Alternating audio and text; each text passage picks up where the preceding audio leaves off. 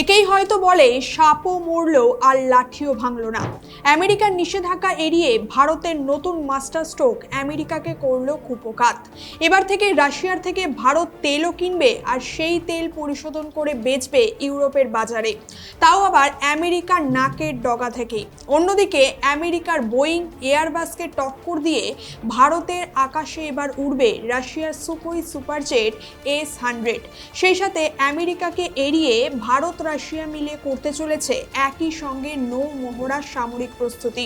কিভাবে রাশিয়ার উপর নিষেধাজ্ঞা থাকা সত্ত্বেও ভারতের শোধনাগার থেকে তেল যাচ্ছে ইউরোপের বাজারে, আর কেনই বা রাশিয়ার তৈরি সুখোই সুপারজেট এখন ভারতের আকাশে ওড়ার অপেক্ষায়, এই সমস্ত প্রশ্নের উত্তর খোঁজার পাশাপাশি আজকের ভিডিওতে তুলে ধরব ভারতের সেই মাস্টার স্ট্রোক যা বিশ্ব মঞ্চে আমেরিকাকে সুর নরম করতে এক প্রকার বাধ্য করছে। এখন চলতি বছরের ফেব্রুয়ারিতে বঙ্গোপসাগরে রাশিয়া ও ভারত একসঙ্গে যৌথ নৌ মহড়া প্রস্তুতি অনুশীলন করবে।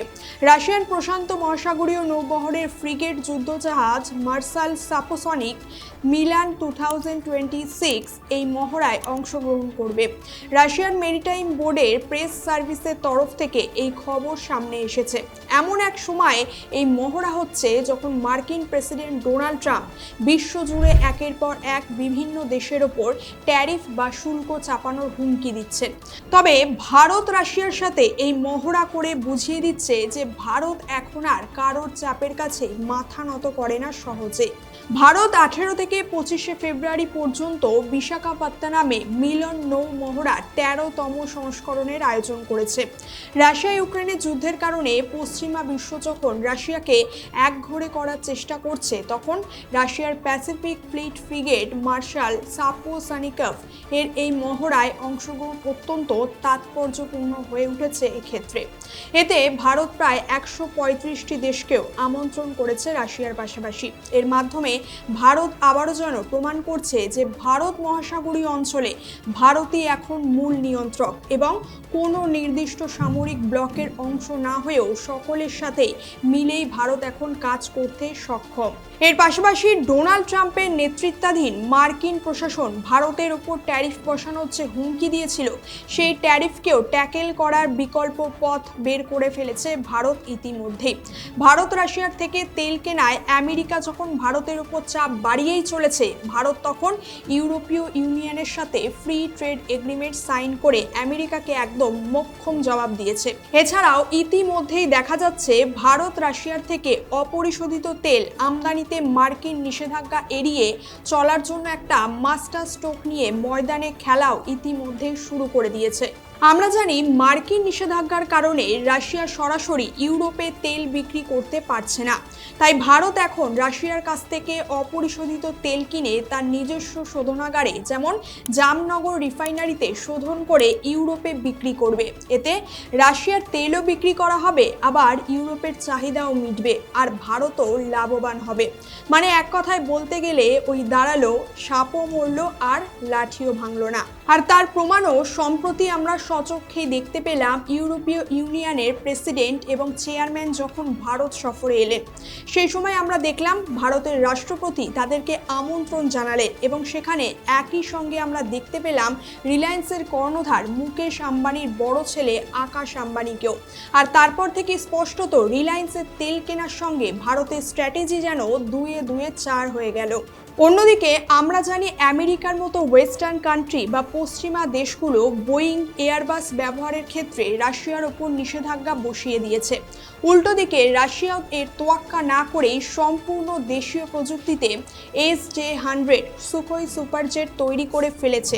এর পাশাপাশি ভারতের হাল এবং রাশিয়ার ইউএসি যৌথভাবে এই বিমান ভারতে তৈরি করারও পরিকল্পনা করছে, যা ভারতের সিভিল অ্যাভিয়েশন এবং আঞ্চলিক সংযোগ বাড়াতে সাহায্য করবে।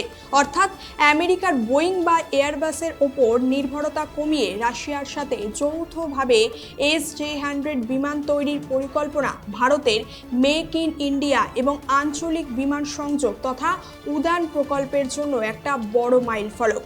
এটা প্রমাণ করে যে ভারত এখন কেবল ক্রেতা নয়, বরং প্রযুক্তি সহ উৎপাদকও বটে।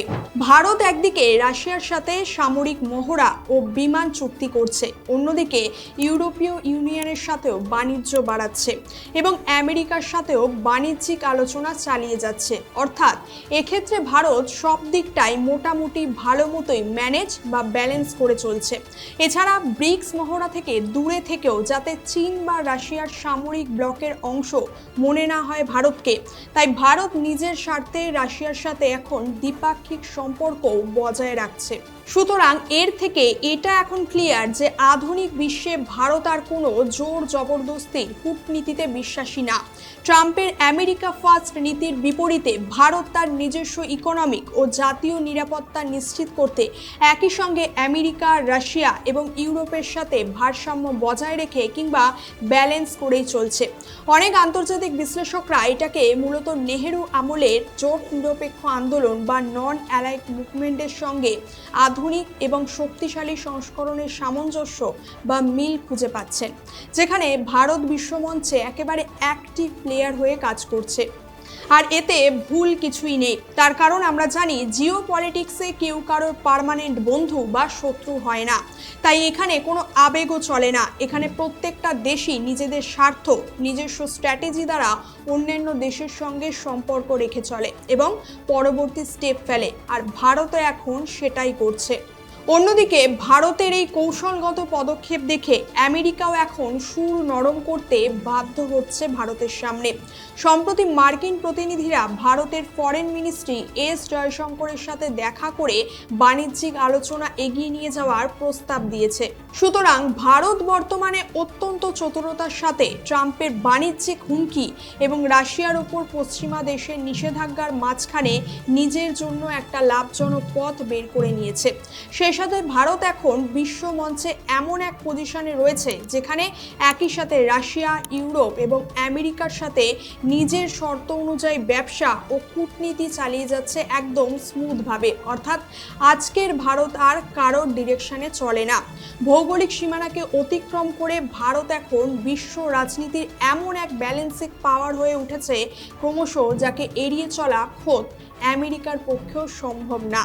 আজকের আলোচনার বিষয় এখানেই শেষ করছি। এ বিষয়ে আপনার মতামত জানান কমেন্ট করে। আর ইন্টারন্যাশনাল রিলেশন নিয়ে বিভিন্ন খবর এবং সেগুলোর সহজ ব্যাখ্যা পেতে আমাদের চ্যানেলটিকে অবশ্যই সাবস্ক্রাইব করবেন। দেখা হচ্ছে পরের কোনো একটি ভিডিওতে। ধন্যবাদ, সকলে ভালো থাকবেন।